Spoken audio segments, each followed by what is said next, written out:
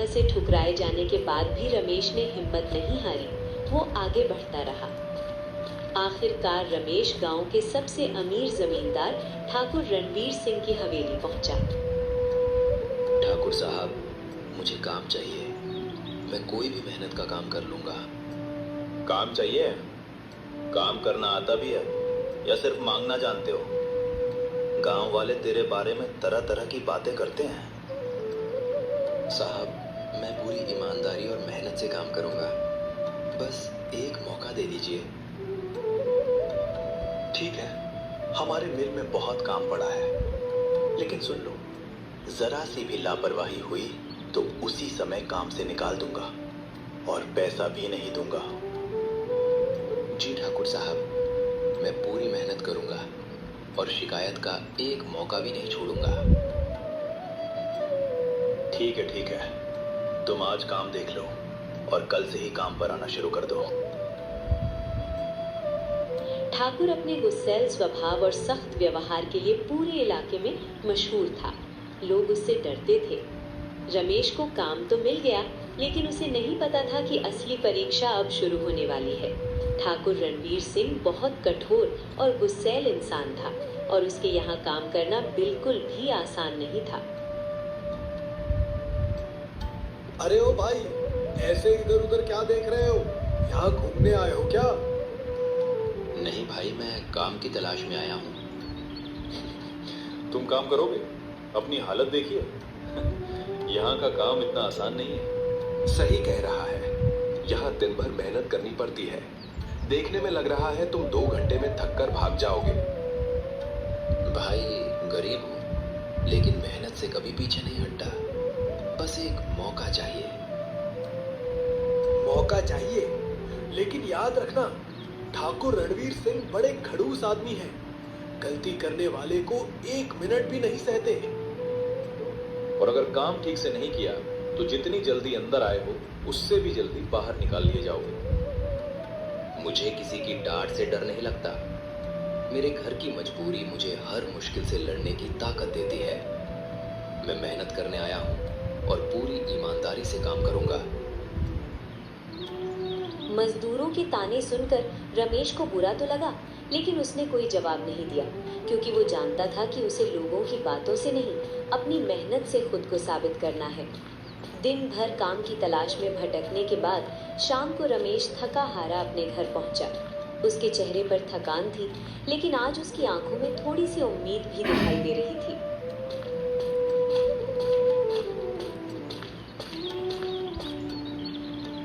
आदे जी, मैं कब से तुम्हारा इंतजार कर रही थी।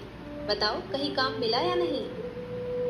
हाँ रूपा, बहुत जगह भटकने के बाद आखिरकार ठाकुर रणवीर सिंह की मिल में काम मिल गया है। सच? ये तो बहुत अच्छी बात है। भगवान ने आखिर हमारी सुन ली। काम तो मिल गया है रूपा, लेकिन वहाँ का माहौल ठीक नहीं लगा। कुछ मजदूर मुझे देखकर ताने मार रहे थे और ठाकुर साहब भी बहुत सख्त आदमी हैं। लोगों की बातों पर ध्यान मत देना। तुम बस ईमानदारी से अपना काम करना। मेहनत करने वाले इंसान को एक दिन सम्मान जरूर मिलता है। हाँ रूपा, मैं भी यही सोच रहा हूँ। चाहे काम कितना भी कठिन क्यों ना हो, मैं पीछे नहीं हटूंगा। अब तुम्हें भूखा नहीं रहने दूंगा।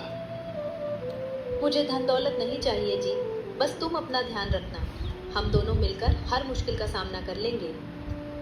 रूपा की बातों ने रमेश की सारी थकान जैसे दूर कर दी। बाहर फिर से बारिश तेज होने लगी थी, लेकिन उस छोटी सी झोपड़ी में आज कई दिनों बाद उम्मीद की एक नई रोशनी दिखाई दे रही थी।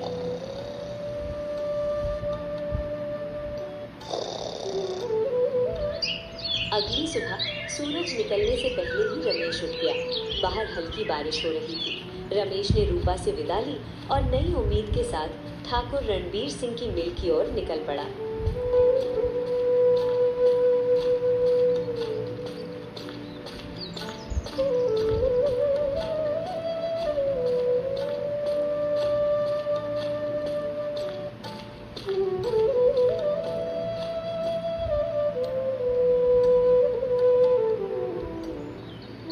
अरे देखो, नया मजदूर आ गया। हमें तो लगा था कल की बातें सुनकर आज वापस ही नहीं आएगा। अरे भाई, इसे देखकर तो लगता है 2 बोरी उठाते ही इसकी सारी हिम्मत निकल जाएगी। पता नहीं ठाकुर साहब भी किस किस को काम पर रख लेते हैं। अब हमें इसका काम भी करना पड़ेगा। भाइयों, मैं यहाँ किसी से झगड़ा करने नहीं आया हूँ। मैं भी आप लोगों की तरह मेहनत करके अपने परिवार का पेट पालने आया हूँ। बड़ी बड़ी बातें करना आसान है, शाम तक पता चल जाएगा कितने मेहनती हो। देख लेना, कुछ दिन में खुद ही काम छोड़कर भाग जाएगा।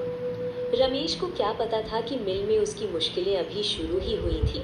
कुछ मजदूर उसकी मेहनत से जलने लगे थे और जल्द ही उसके खिलाफ एक नई चाल चलने वाले थे।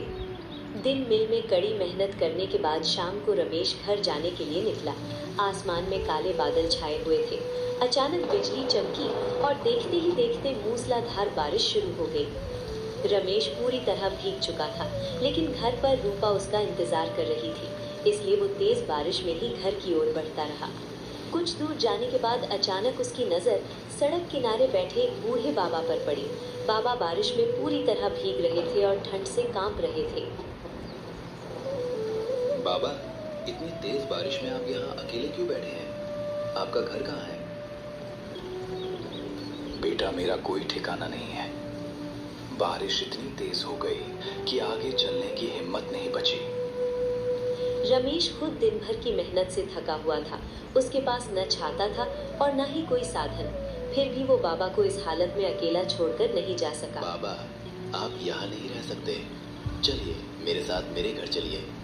मेरा घर छोटा जरूर है, लेकिन आज की रात आपको बारिश में नहीं बितानी पड़ेगी। The worst part isn't losing money. It's realizing you trusted the deal. Because that's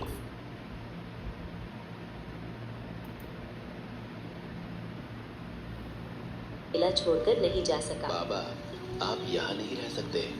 चलिए मेरे साथ मेरे घर चलिए। मेरा घर छोटा जरूर है, लेकिन आज की रात आपको बारिश में नहीं बितानी पड़ेगी। नहीं बेटा, तुम पहले ही बहुत परेशान लग रहे हो। मैं तुम पर बोझ नहीं बनना चाहता। इंसान ही इंसान के काम नहीं आएगा तो कौन आएगा बाबा? चलिए मेरा हाथ पकड़िए।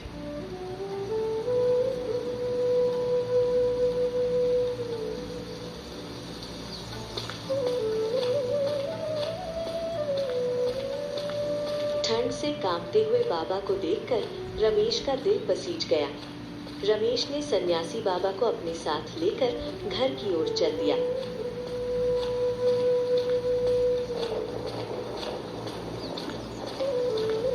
जहां रूपा पहले से ही उसके लौटने का इंतजार कर रही थी।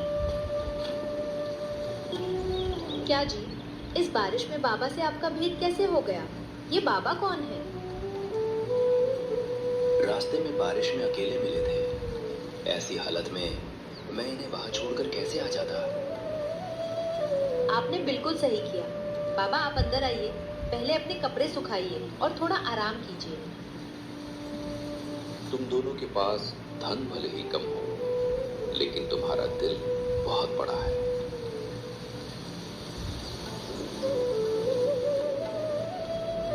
रूपा ने बिना एक पल सोचे बाबा का आदर पूर्वक स्वागत किया। उसने उन्हें सूखे कपड़े दिए, चूल्हे पर गर्म भोजन बनाया और बड़े प्रेम से खाना परोसा।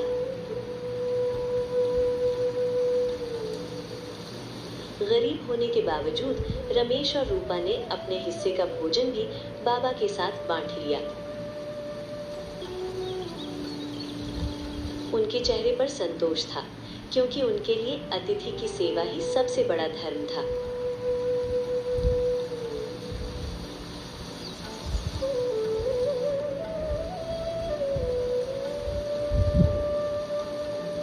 भोजन कराने के बाद रमेश और रूपा बाबा को एक कमरे में सुला दिया।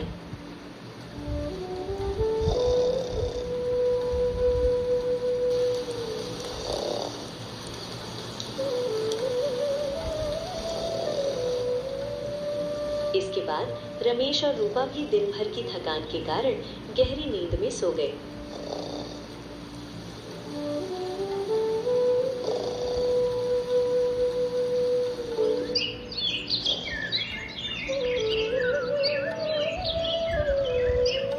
सुबह जब दोनों की आंख खुली तो वे बाबा का हाल पूछने उनके कमरे में पहुंचे, लेकिन कमरा खाली था। सन्यासी बाबा बिना किसी को जगाए वहां से जा चुके थे। अजी, बाबा कहाँ गए इतनी सुबह बिना बताए? पता नहीं रूपा, मैं अभी बाहर से ही आ रहा हूँ। बाहर भी कोई नहीं दिखाई दिया। रूपा देखो, यहाँ एक पोटली रखी है। शायद बाबा हमारे लिए छोड़ गए होंगे। रूपा चलो चलकर देखते हैं। कमरे में सिर्फ एक छोटी सी पोटली बिस्तर पर रखी थी। दोनों ने सोचा कि शायद बाबा इसे उनके लिए छोड़ गए हैं, लेकिन बिना जाने कि उसके अंदर क्या है उन्होंने उसे खोलना उचित नहीं समझा। मुझे लगता है इस पोटली को संभाल कर रखना चाहिए। पता नहीं रूपा, लेकिन बाबा इन्हें हमारे लिए छोड़कर गए हैं, तो जरूर इसके पीछे कोई कारण होगा। रमेश ने सावधानी से उस पोटली को घर की अलमारी में रख दिया। इसके बाद सब कुछ फिर पहले जैसा हो गया। रूपा घर के कामों में लग गई और रमेश रोज की तरह मेहनत की उम्मीद लेकर ठाकुर रणवीर सिंह की मिल में काम करने के लिए निकल पड़ा। मिल में रमेश अपनी मेहनत